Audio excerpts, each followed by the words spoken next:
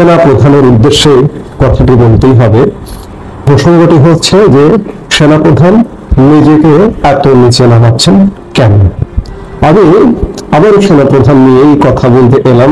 গতকালকে আমাকে অসংখ্য মানুষ সেনাপ্রধান নিয়ে আর কোনো আলাপ করতে নিষেধ করেছেন, কারণ সেনাপ্রধানের প্রতি মানুষের যে আস্থা, যে বিশ্বাসের জায়গাটি ছিল, সেই বিশ্বাসের জায়গাটি, আস্থার জায়গাটি ক্রমেই অবনতিশীল।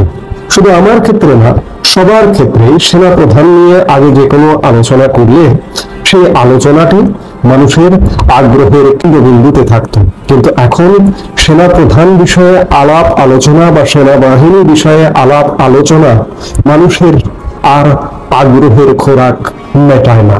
কেন মেটায় না? দেখুন, আমি বরাবরই আমার এই চ্যানেলে প্রত্যেকটি ভিডিওতে আপনি দেখবেন যে আমি সেনাবাহিনী নিয়ে বরাবর ইতিবাচক কথা বলেছি। সেনাপ্রধান জেনারেল ওয়াকারুজ্জামানকে নিয়ে আমি বরাবর ইতিবাচক কথা বলেছি, তার প্রতি শ্রদ্ধা রেখে কথা বলেছি, তার প্রতি সম্মান রেখে কথা বলেছি। আজকেও আমি তাকে শ্রদ্ধায় রাখতে চাই, সম্মানেই রাখতে চাই এবং শেষ পর্যন্ত সম্মানে রাখতে চাই। কিন্তু প্রশ্ন হচ্ছে যে সেনাপ্রধান নিজেকে যেন সম্মানের জায়গা থেকে নিচে নামাচ্ছেন, কারণ মানুষ আর সেনাবাহিনী বা সেনাপ্রধানের প্রতি আস্থা রাখতে পারছে না। আজকে বিগত 10 মাসে দেশের অবস্থাটি কোন পর্যায়ে একবার চিন্তা করুন। আওয়ামী লীগ সরকারের পতন হলো, এটি কোনো পাগলকে বিশ্বাস করবে যে সেনাবাহিনী যদি না চাইতো আওয়ামী লীগ সরকারের পতন ঘটানো যেত না? কারণ সরকারের প্রশাসন, সরকারের পুলিশ, সরকারের সব বাহিনী আওয়ামী লীগ সরকারের প্রতি সহানুভূতিশীল। আওয়ামী লীগ সরকারকে এইভাবে বন্দুকের নলে এক প্রকার হুটিয়ে দেবার পক্ষে ছিল। কিন্তু সেনাবাহিনী যদি এই জায়গায় এমন অটুট থাকতো, তাহলে অসম্ভব ছিল আওয়ামী লীগের পতন ঘটানো। আমি বারবার বলি, এর আগে অনেকবার বলেছি যে সেনাবাহিনী যদি না চাইতো ঢাকা শহরে 5 অগাস্ট সড়কপথে তো দূরের কথা, আকাশ দিয়ে একটা পাখি ঢুকবে, একটা পাখি ঢুকতে পারতো না। সেনাবাহিনী চেয়েছে, আওয়ামী লীগের পতন হয়েছে। আওয়ামী লীগের যখন পতন হলো সেই মুহূর্ত থেকেই সেনাপ্রধান জেনারেল ওয়াকারুজ্জামান খানিকটা হিরোইজমের মধ্যে এলেন। আসলে আওয়ামী লীগ পতন হওয়ার ওই সময় পর্যন্ত বাংলাদেশের সেনাপ্রধান কে, তার নামটাও সঠিক পর্যন্ত মানুষ জানতেন না। অনেক সাধারণ মানুষের কথা বলছি, গ্রামের সাধারণ খেটে খাওয়া মানুষ তার চেহারাটাও চিনতেন না, কারণ মাত্র 2 মাস আগে 23শে জুন তিনি নিয়োগপ্রাপ্ত হয়েছেন সেনাপ্রধান হিসেবে। মাত্র 2 মাসের মধ্যে একটি সরকারের পতন ঘটে গেল। ভাবা যায়? বিশ্বাস করা যায়?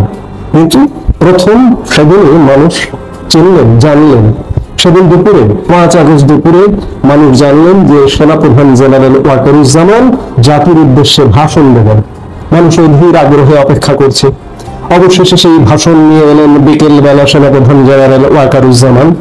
মানুষ একটা আশার বাণী শুনতে চায়, দেশে একটা অচল অবস্থা চলছে, এই অচল অবস্থা থেকে মুক্তি চায়। সেনাপ্রধান জেনারেল ওয়াকারুজ্জামান অতি সংক্ষেপে বললেন, আমি দায়িত্ব নিচ্ছি। দায়িত্ব নিলেন সেনাপ্রধান জেনারেল ওয়াকারুজ্জামান। 3 দিন দেশ সরকারবিহীন চলল, সেনাহীন মবের রাজত্ব চলল সেই বাংলাদেশে 5 থেকে 8 অগাস্ট পর্যন্ত। 8 অগাস্ট একটি অন্তর্বর্তীকালীন সরকার গঠিত হলো ডক্টর মোহাম্মদ ইউনূসের নেতৃত্বে। 8 অগাস্ট 2024 থেকে আজ পর্যন্ত এই যে সরকারটি গঠিত হয়েছে, এটি গঠিত হয়েছে কার বদান্যতায়, কার কথায়? সেনাপ্রধান জেনারেল ওয়াকারুজ্জামানের কথায়। বাংলাদেশের মানুষ বিশ্বাস করেছিল সেনাপ্রধান জেনারেল ওয়াকারুজ্জামানকে। তিনি দায়িত্ব নিয়েছেন, নিয়ে কিছু মানুষকে দিয়ে সরকার গঠন করে দিয়েছেন। মানুষের প্রত্যাশা ছিল যে এই সরকারটি বাংলাদেশের অচল অবস্থা কাটিয়ে একটি স্বাভাবিক অবস্থায় ফিরিয়ে নিয়ে যাবে এবং সেই জায়গা থেকে একটি নির্বাচন হবে, নির্বাচন হয়ে নির্বাচিত সরকার ক্ষমতায় আসবে। কিন্তু কিসের কি? আজকে যে কারণে আওয়ামী লীগের পতন ঘটানো হলো, সেই কারণের চেয়ে ভয়াবহ কারণ বাংলাদেশে ঘটছে। আওয়ামী লীগের সময় কোথাও মদ দেখেছেন? আওয়ামী লীগের সময় মানুষ দিনে দুপুরে কেন মধ্যরাতে নির্বিঘ্নে সারা বাংলাদেশ টেকনাফ থেকে তেতুলিয়া চলাফেরা করেছে।